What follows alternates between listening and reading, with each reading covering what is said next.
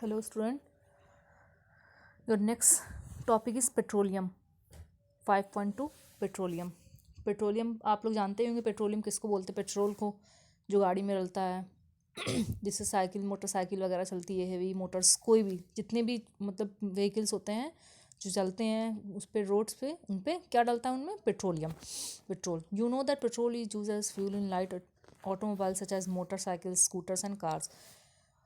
Petrol जो है वो लाइट ऑटोमोबाइल्स जैसे जैसे जो हल्के ऑटोमोबाइल्स होते हैं इनके इंजन्स भारी वगैरह नहीं होते। मोटरसाइकिल है, scooter and cars. Heavy Motors vehicle like heavy motor vehicle जिसको ट्रक बोलते हैं, ट्रैक्टर रन ऑन डीजल। ये सब जो हैं वो डीजल पे, जो हैवी मोटर होते हैं वो डीजल में चलते हैं और जो लाइट मोटर्स होते हैं वो पेट्रोल में। Petrol and diesel are obtained for natural resources called petroleum. Petrol और डीजल जो ऑब्टेन होता है वो किससे? नेचुरल रिसोर्सेज जिसको बोलते हैं petroleum. The word petroleum is derive from petra. जो पेट्रोलियम जो है उसका जो डिराइव्ड हुआ है एक दो वर्ड से, पेट्रा और ओलियम। पेट्रा मतलब रॉक और ओलियम मतलब oil.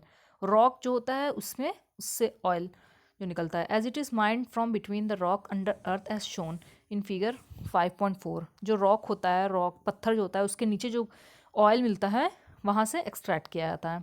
Do you know how petroleum is formed? क्या आप लोग जानते हैं पेट्रोलियम कैसे मतलब बनता है, कैसे निकलता है?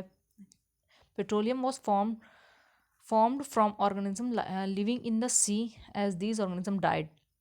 मतलब कि पेट्रोलियम उस चीज़ से बनता है जब कोई लिविंग कोई ऑर्गेनिज्म है, जीता जागता कोई है चीज़, एनिमल्स वगैरह हैं, कुछ मर जाते हैं और ज़मीन में मतलब समुंदर में एकदम नीचे जो हो जाते हैं, चले जाते हैं और वो सड़कर their body settle at bottom at the sea and got covered with layer of sand and clay. और उसकी बॉडी जो है वो सैंड और क्ले से कवर्ड हो जाती है पूरी, और फिर बाद में वो क्या बन जाती है?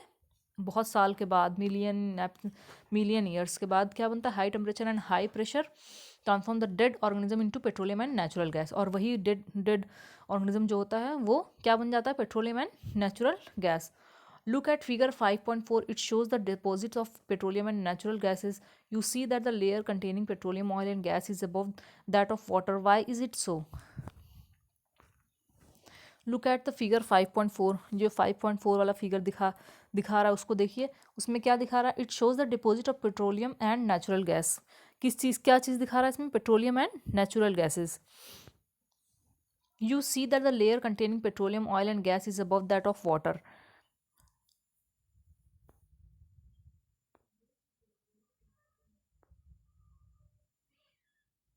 ये देखिए यहाँ पे वाटर है, फिर इसके बाद उसके नीचे रिजर्व रॉक है, उसके नीचे तेल निकलता है। यहाँ पे डेड ऑर्गेनिज्म वगैरह जो होती हैं वो यहीं यहाँ एकदम नीचे रहती हैं। फिर उसके बाद ऊपर से रॉक्स वगैरह सैंड जो है जम जाते हैं, फिर उसके ऊपर पानी रहता है, फिर ऑयल, फिर गैस, फिर ऊपर impervious rock.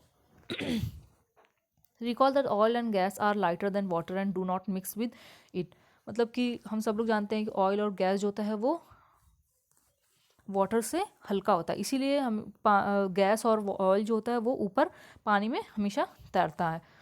Refining of petroleum, मतलब पेट्रोलियम को कैसे रिफाइन किया जाता है, निकाला जाता है। Petroleum is a dark oily liquid. Petrol जो है वो डार्क ऑयली लिक्विड होता है। It has an unpleasant odour. उसका जो टेस्ट होता है वो अनप्लेजेंट होता है, मतलब कि तीखा एकदम अजीब सा होता है। It is a mixture of various constituents such as petroleum gas, petrol, diesel, lubricant, oil, paraffin wax etcetera. Lubricant, the process of separating the various constituents fraction of petroleum is known as refining. मतलब कि इन सब के बीच में से petrol को निकाल के अलग करना, छान कर अलग करना, उसको बोलते हैं पेट्रोलियम रिफाइनरी। उस मशीन्स को बोलते हैं। कैसे होती है पेट्रोलियम की refining? Petroleum is a dark liquid.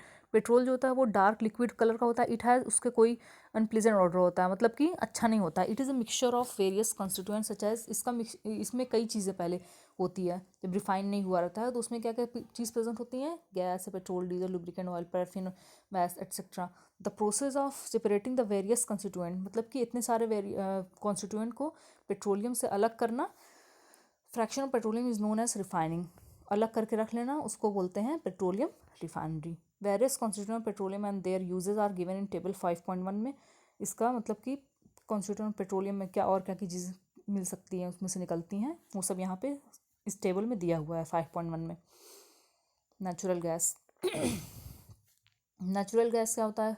Natural gas is a very important fossil fuel because it is easy to transport through pipes. Natural gas जो है वो इंपॉर्टेंट फॉसिल फ्यूल होता है, मतलब यूज़ करते हैं लोग अपने मतलब कि रोज़ की ज़िंदगी में। It is easy to transport, ये ईजी मतलब कि एक जगह से दूसरी जगह ले जाने में ईजी रहता है क्योंकि वो पाइप्स के थ्रू जाती है। Natural gas is stored under the high natural gas is stored under high pressure is as compressed natural gas.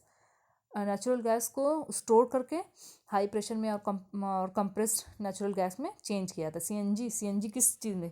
CNG का नाम सुना होगा, जो कार होती है जो गैस से जलती है वो सीएनजी ही गैस होती है। CNG is use for power generation. It is now being used as a fuel for transport vehicle because it is less pollution. It is cleaner fuel.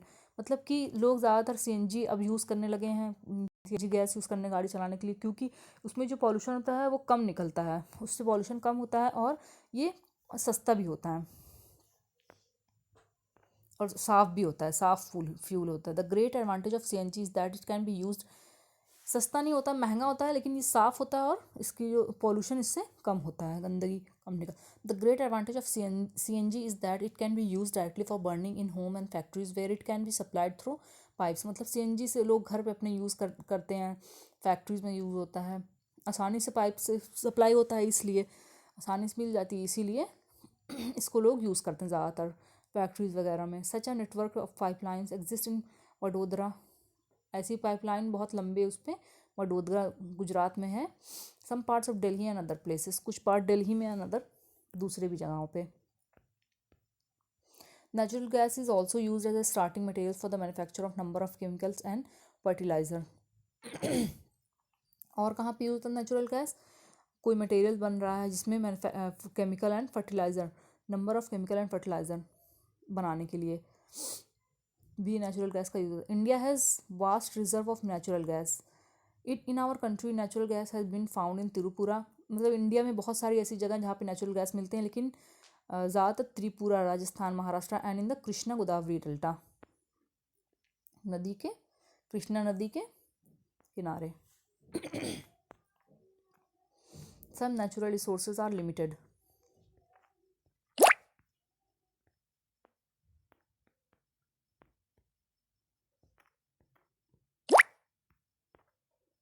Some natural resources are limited. You have studied in the beginning of the chapter that some natural resources are exhaustible, like fossil fuel, forest, minerals and etc.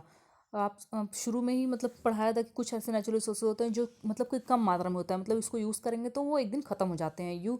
जैसे fossil fuel, forest and minerals. You know that coal and petroleum और fossil fuels it require the dead organism millions of years to get converted into these fuels. मतलब कि कोल और petroleum जो होता है ये कैसे बनता है, और ये भी फॉसिल फ्यूल्स होते हैं, ये कैसे बनते हैं? डेड ऑर्गेनिज्म जो होते हैं वो बहुत सालों से, मिलियन ईयर के मतलब कि अंदर दबे रहते हैं और उसी वजह से सड़ जाते हैं, फिर उसी में क्या बन जाता है? ये पेट्रोलियम और डीजल बन जाता है। On the other hand the known reserve of these will last only a few hundred years. Moreover, burning of these fuels is a major cause of air pollution. Their use is also linked to global warming. It is therefore necessary that we use these fuels only when absolute necessary. मतलब इन सब का जो